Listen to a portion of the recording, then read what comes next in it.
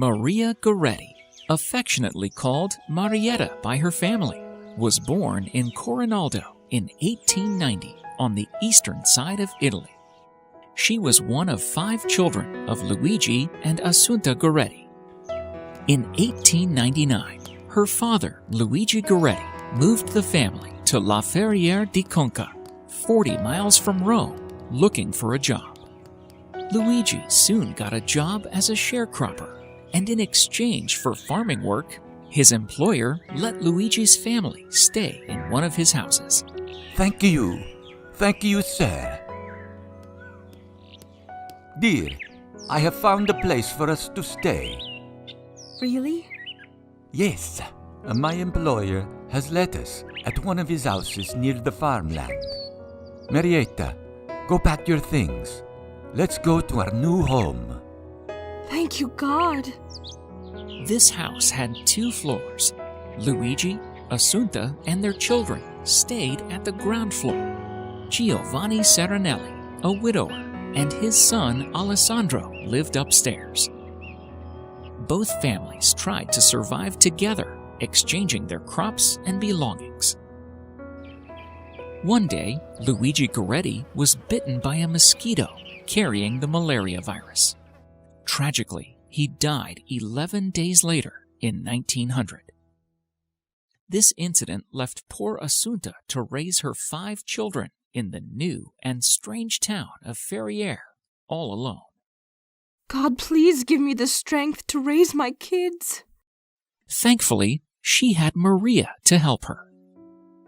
Though a good deal of her life before her martyrdom is seemingly veiled, we normally only hear about the end.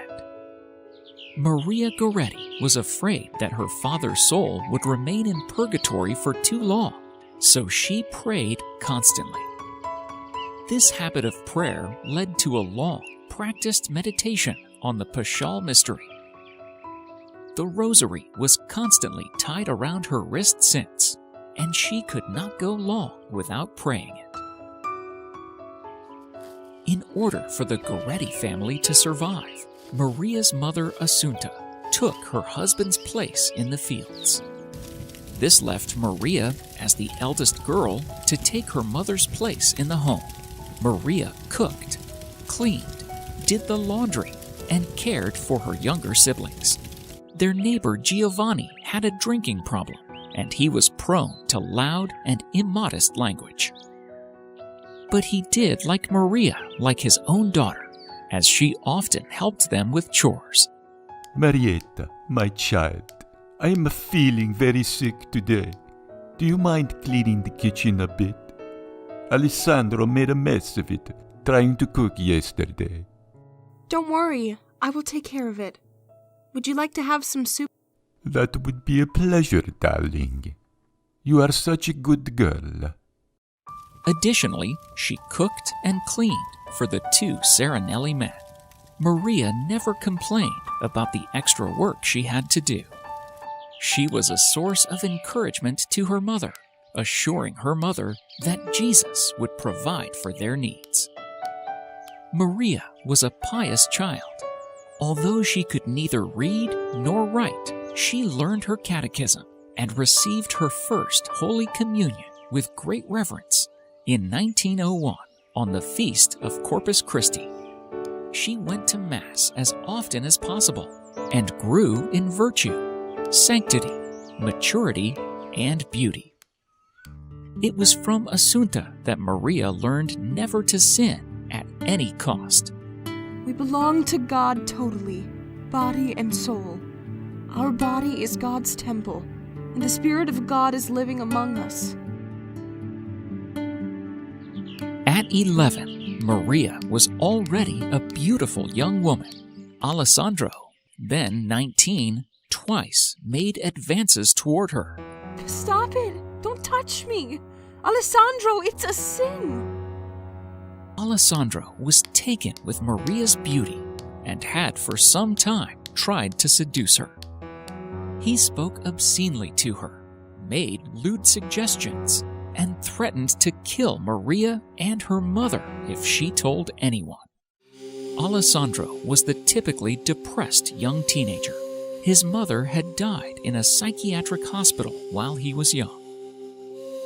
Following his father's footsteps, he drank too much. Although he was once Catholic, he had fallen away. Despite his persistence, Maria did not give in to temptation. This angered Alessandro, and one day his anger got the best of him. On a hot day in early June, Maria was sewing up a shirt while her mother and siblings were out on the farm working. Giovanni sat down to rest, saying he was sick at the bottom of the stairs leading up to where they lived. Seizing an opportunity for evil, Alessandro left his work and came back to his house. He saw his father dozing off at the foot of the stairs and went up into the house without making any sound.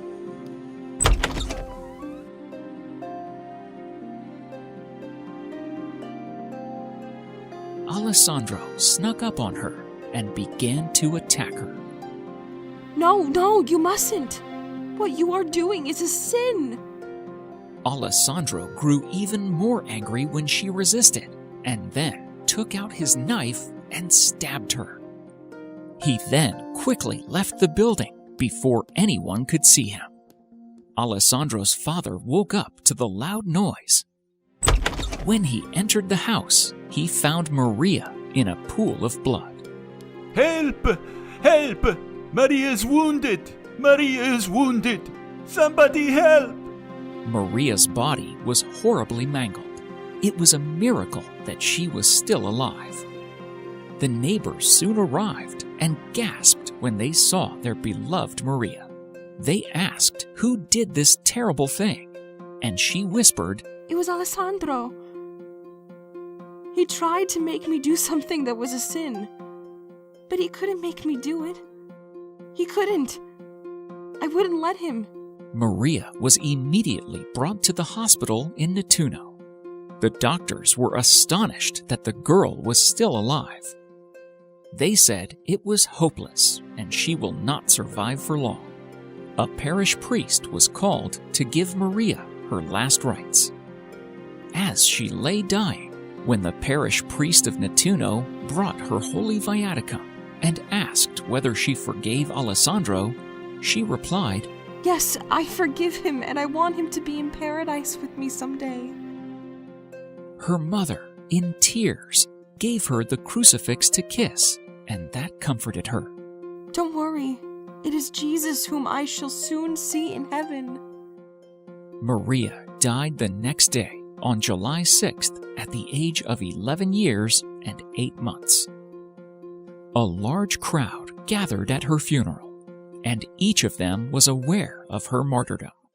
The cops soon arrested Alessandro, and he was sentenced to 30 years in prison. Because he was an angry young man in constant fights, he was placed in solitary confinement. He was completely unrepentant for his crime, and his heart was hardened. However, 6 years later, Maria appeared to Alessandro in a dream. In his dream, his prison cell turned into a lush garden, and Maria came to him, bathed in light. She gave him 14 lilies. After he took the lilies in his hands, they turned into flaming lights. At this point in the dream, Maria told him that someday his soul would join hers in heaven. That was all too much for Alessandro. Until this point, he had been unrepentant of his crime, but immediately his heart began to soften, and he wept after so many years. He called for the bishop, confessed his crime, and lived out the rest of his sentence as a reformed man and model prisoner. After his release, he sought out Maria's mother that he might beg for her forgiveness. Alessandro, Marietta forgave you. Christ has forgiven you, and why should I not also forgive? I forgive you, of course, my son. Your evil days are past, and to me, You are a long-suffering son. Since her death, Maria has been the instrument of numerous cures and miracles. Along with 30 other witnesses, Alessandro testified as to Maria's sanctity during her cause of beatification.